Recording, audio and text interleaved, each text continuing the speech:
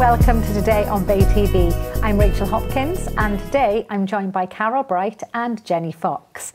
Hello both, thank you for coming in to see us. Yes. And we're here to talk about something a little bit different today. You're here to talk to us about the programme that the LC have got for the over 50s, aren't you? Yes, yes. You're very passionate. You've been going since they opened. Yes, since they reopened, and yes, it's 10 years nearly now. So it really seems like yesterday, doesn't it? No, you still think of it as a new building. It is, of course, yeah, the LC, the big complex down on Oystermouth Road. Yes. And they offer a variety of facilities for everybody. We all know the swimming pool, but they've also got a very special package.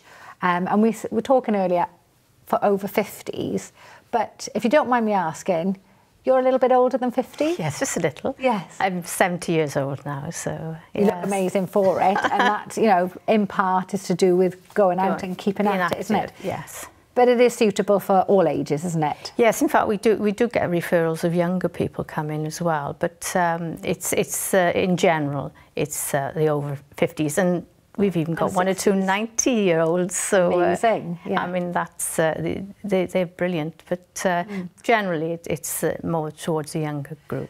So we're going to have a look at some pictures that look quite scary, but also it really is a slightly more gentle package, isn't it? Yes. If people don't want to go and do the gym and the classes that are a little bit too hardcore. Yes. So what type of classes are there on this programme? Well, there's the Gold, LC Gold, which we do in the large hall, and that's things like table tennis, badminton, soft tennis, and sometimes bowls and that, short mat bowls. But it's quite good because we take people of all sorts of abilities, and no one worries if someone's not at all good at it. And we change, and we change around a lot. So we get you know, 10 minutes on one thing, and then you go on to 10 minutes. It's actually good for your brain as well because you're changing, you know, the rules. Everything changes between the different games, and you've got to keep your sort of brain quite active to keep on top of it. It sounds like lots of fun. Yeah. And I'd imagine as well that it's very uplifting, you know, to get out socially and meet with other people and chat about anything. Well, the group is very friendly, and we often have coffee afterwards. And also, following the sports side of things, we go up and do the things like Pilates and yoga and Tai Chi in one group, and a relaxation at the end of it. And that's really a lovely morning. That's a Wednesday morning, and then other days is in the water aqua.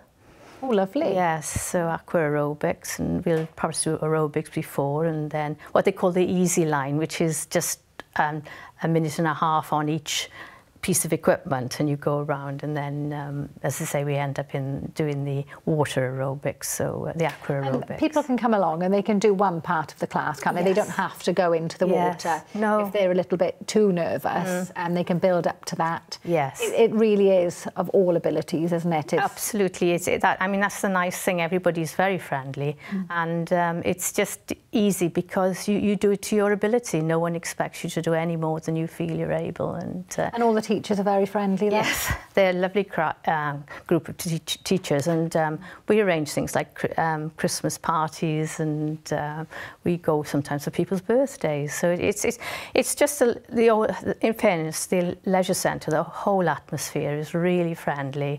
All the staff, and they do their utmost to keep you involved and to... That's so important, isn't it? Because so many people these days are quite lonely. We're getting more and more sort of news of people actually feeling lonely because they've lost touch with family, children have grown up and moved away a lot more than people used to. So people do need that extracurricular activities. Yes. I mean, it's very good discipline as well. It sort of gets you up in the morning and out and doing something, and then you've got the day free to do other things, and as well as socially just to mix. The other day we had a group from, I think they were nurses, that were put just as a general test of people's health in the leisure centre, and I was about the last one to go and have the blood pressure test and everything. And at the end she said, I've had a most wonderful group of people, really, really good results. And they had been all our ladies and gentlemen that had been in the... Of course, I was going to mention that, and we haven't actually mentioned the fact that, of course, going to all these classes will be so beneficial for your health as well. Yes. You know, keeping active, and there's different for your bones, for your muscles, for your heart, your lungs, everything, isn't it? I think there's so much to be gained from it. You know, forever I'm texting my mother and there she is. She can't message me back because she's in the middle of a class or doing something. Yeah. But I think, gosh, it happens 9 in the morning. That's a great thing to do. And, you know, I really encourage everybody really to take part and to have a go at some of these programmes. You know, call into the leisure centre and see what's available. A lot of it is a very minimal charge. I think you're on some sort of monthly scheme where you just pay in once a month. It's really easy to do as well, and it's so welcoming. And also you can have a cup of tea and a chat at the same time. So it's great for everybody. Yeah, that's a good point to make, that you can go along and just pay for the one session at the LC, isn't it? Yes. But I think sometimes that puts people off, but they think that they have to sort of, you know, set up a membership, which of course is more economical. Yeah, in the long run, if you're doing quite a few. But initially, you know, it's a big commitment to try. Yes, and they often have special events where they'll give you a sort of trial period, and also something about introducing a friend. Sometimes, you know, you get some time, extra time, you know. So there's lots of schemes they have from time to time that encourage that sort of thing. And what made you decide to get involved at the LC, you know, walk through the doors for the first time? I'd moved from Carmarthen, again, about 10 years ago, and I just waited desperately for it to open. It's just such a good place. It's so central. It's not far from the town, and there's other things, obviously the museums around and everything. So it's just, and when I first moved to Swansea, someone said, because I've moved from Carmarthen, someone said, oh, it's not so much a community around where we live near the river there, but indeed it's sort of the community is built up, so that I think the leisure centre has become part of that whole thing. And I suppose sometimes you do need to go out and look and make and join in for the community. It's not going to come to you, is it? That's right, yes. It's quite daunting for the first time, though, to go, as friendly as you all are, to go into, you know, a crowd for the first time is scary. Yes. You only have to do it once, don't you? And then you get that warm welcome. We're always aware of new people that come, and one or other will certainly speak to them and invite them for coffee afterwards, and try and, you know, encourage them and tell them what's on in the various classes. So, I mean, obviously people can just come and use the gym, but that's a little bit more isolating, whereas if you join the classes as well, and you don't have to do all of them, but whatever you fancy, really. And because there are less men involved, but then there are men that come, so you know, it's good for everybody, really. So you must have made some really good friends through doing this that you didn't know before. They just, your LC Gold friends. Again, it helped a lot to get to know people in the area, and I so appreciate that, really. And do you all hold a sports day as well? Yes. That sounds like a lot of fun. Yes, it is. Yes. I don't know whether we're doing it this year, but we have done in the past, and that's a lot of fun, because it's the egg and spoon, the old. You just feel sometimes like you're back in school, you know, and the sack race, and then we have a little bit of a barbecue afterwards. So really releasing your inner child when you're over 50. Yeah, and the best part is this grandmother will take on her grandchildren at things like table tennis and beat them. And yes, the 16 and 17-year-olds don't like that so much. But it's great for everybody. I wouldn't do it to my little ones, but as they've got older now, they've suddenly realised Nanny can actually beat them at table tennis and things like that. That's great, isn't it? You've just sort of brought up that you're a grandmother, and we have this sort of, you know, idea of what a grandmother should be, and you know, you're sort of breaking those barriers, and so you should be. Yeah. What did James say at Temping Bowling? And he said, I don't know how you beat me, he said, but technically I beat you because I had more strikes. I had a higher score than you. Yeah. Yeah, it's all good, but no, it's great, you know, mental health, physical health, and getting out there. You know, even if you just pop in and have a cup of tea in the cafe, just go and see what's going on. Yeah. You know, you don't have to overcommit. You can just watch and see what's happening, and before you know it, maybe you'll pick up a leaflet and take advantage of some of the activities. And you know, coming up to Christmas time, it's a tough time of year for a lot of people. So I'd imagine something like this, getting involved, is really going to help over those periods. And maybe somebody watching knows somebody that could benefit from it. So it's important to bring up the LC Gold package at the Elsie. Yes. And, you know, get more people involved. Yes. And of course it's open almost all the year round, so but there's somewhere for people to go. Yes. And there's somebody there always with a friendly smile, and as you'd mentioned, the various instructors are lovely as well. And sometimes it just means a lot to get out and speak to somebody, doesn't it? Thank you so much for coming in. We hope to see you soon and find out what else you've been up to. And we'll see everybody back after a quick break.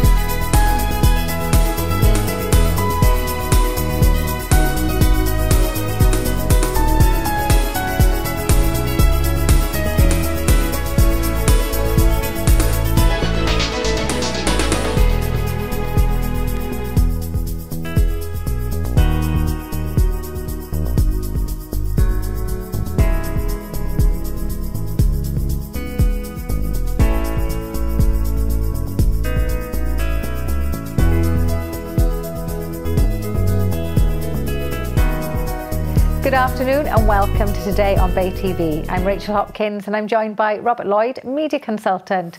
Hello, Robert. Prananda. Good afternoon, Rachel. Thank you for coming and joining us again. That's quite all right. Especially as I'm surprised you're not tired after such a big day yesterday. Yes, it was a very big day and one of the longest lunches I've ever been to. And there were 712 people who were guests at the barn, the Delmy Thomas barn in Parc y Scarlett in Llanelli yesterday. And it was an event actually for and organised by the Ray Gravel Memorial Trust. And those of you rugby fans out there will know that, and sadly it is 10 years ago that Ray Gravel passed away, and Gravs, as he was known, a very big legend in West Wales, of course. He always would say, West Wales, West is best, he'd say.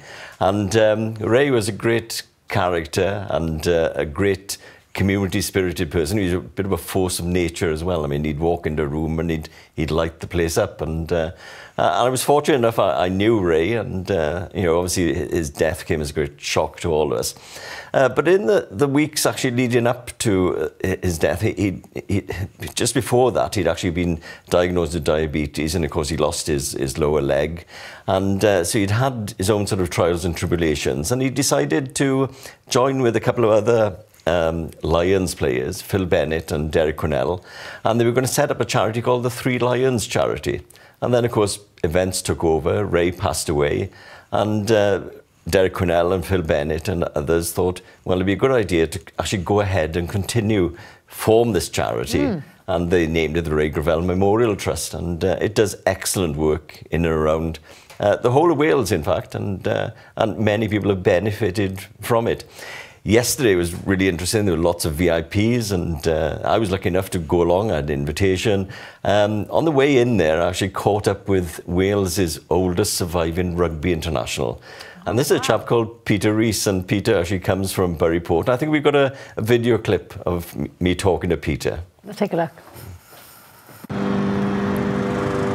I'm joined now by Mr. Peter Rees of Buryport, and Peter is a former Scarlet and a former Wales player. Peter, how old are you?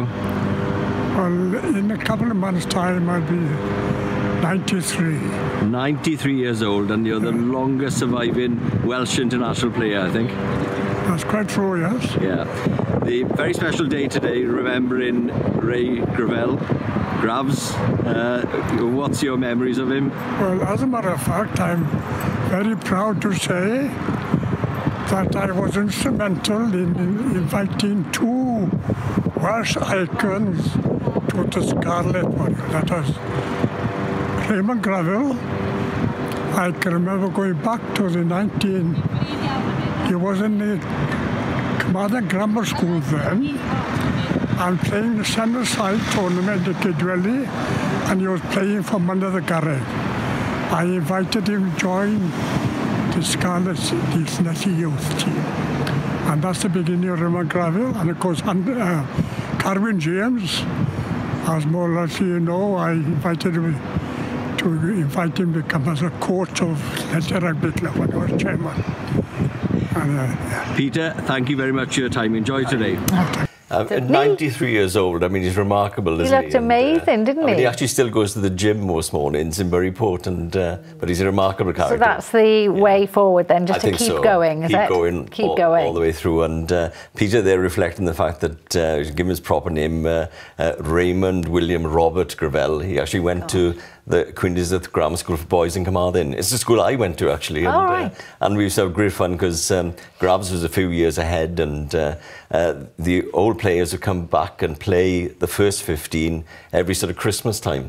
And the old boys team, actually at that time, was made up of people like Roy Burgess, Gerald Davis, Ray Gravel, you know, so they were it's an amazing lineup, really. And I'd say it's 10 years since Ray left us, and the charity is now run by friends of Ray Gravel, and the Mary Gravel, his widow, then obviously is instrumental in it as well. And I did catch up with her yesterday as well, and obviously it was a poignant afternoon for Mary. And here's what she had to say. Well, Mari, it's a very significant day today. Obviously, it's a day of remembrance. Ray is 10 years ago he left us, but his legacy lives on. Absolutely, and if it wasn't for the late, great Albert Francis,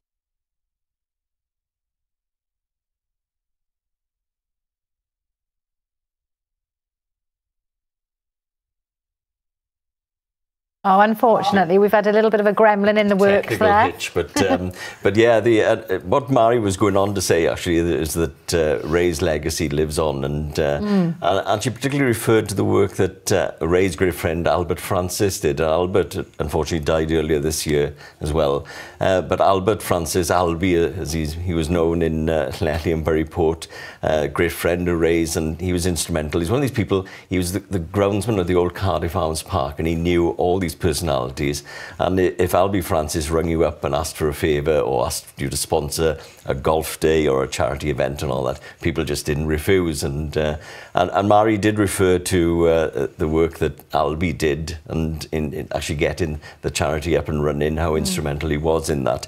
The significant milestone yesterday was that it's £1 million they've raised now for different charities, which that's amazing. It is an amazing total, and obviously local charities are able to go to the Ray Gravel Memorial Trust, and if they're seeking funds, they simply put an application in and they see if they can be successful. They have meetings sort of every couple of months, just basically to look at different charities and so on. But so what type of things do they do to raise the money? They cover everything basically. I mean, you know, there was a piece yesterday. They did a video showing how they helped the disabled swimming club in Carmarthen. They were the breast cancer centre in Llanelli. Simon Holt, the surgeon there, was giving his thanks and for that.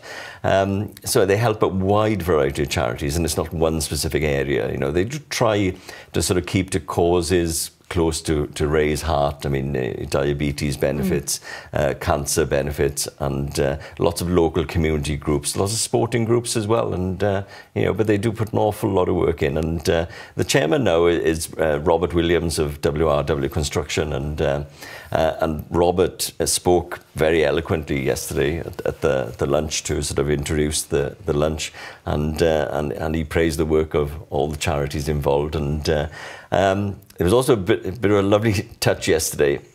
There are several patrons who actually, they pay like £1,000 a year to actually be patrons of the trust, and that entitles them to go to 4 functions a year, everything from golf days to dinners and so on. And they actually had a draw, and one of the patrons was actually given £10,000 to donate to the charity of his choice. Oh, lovely. And that actually went to George Parker of Parker Plant, and I think George is now deciding what charity he can give that money to. It must be so difficult to choose with so many rewarding charities out there. There's so many charities out there, and you know, but they do a very good job. And yesterday, I say, it was a bit of a marathon affair. It was a lunch that you turned up there at 12 o'clock. And the barn was set up for 700 odd people. Wow. And they had huge video screens and entertainment. It all sort of kicked off with... And some big names. Big names. David Ewan was singing Yma Hyd, you know, to welcome people in. It finished on a bit of a sing-song as well, but the big names there, Hugh Edwards, the newsreader, was there. And Hugh spoke very eloquently, because it was nice in a way, because his father, Howell Tivey Edwards, again, who's no longer with us, but his father, Howell Tivey, actually spoke at Ray Gravel's funeral. And so he was able to sort of keep the sort of family link going and lovely how everything seems to be interlinked. Everything seemed to gel together. And of course, they had lots of friends of Gravs from his playing days, you know, the people like Gareth Davis, Jim Rennick was there from Scotland, they had Peter Wheeler from England and Leicester, so they had all these famous players who came and sort of shared their memories of Ray and, you know, at the occasion. And I may be slightly biased, but I always think there's a lot of heart and soul in Wales, isn't there? That sort of family feel, like community spirit that is quite unique to us, if you like. It is, and just one of the significant things at Parc y Scarlett Stadium is that one end you've got West is Best etched on the seats, and the other one does actually say it's the heart and soul stand. Oh, look. And, you know, it actually... that thank you so much. And thank you for coming and telling us all about it. We love to hear more in the future. Pleasure. Thank you to all our guests today for joining us, and thank you at home and online for tuning in. We'll see you all tomorrow.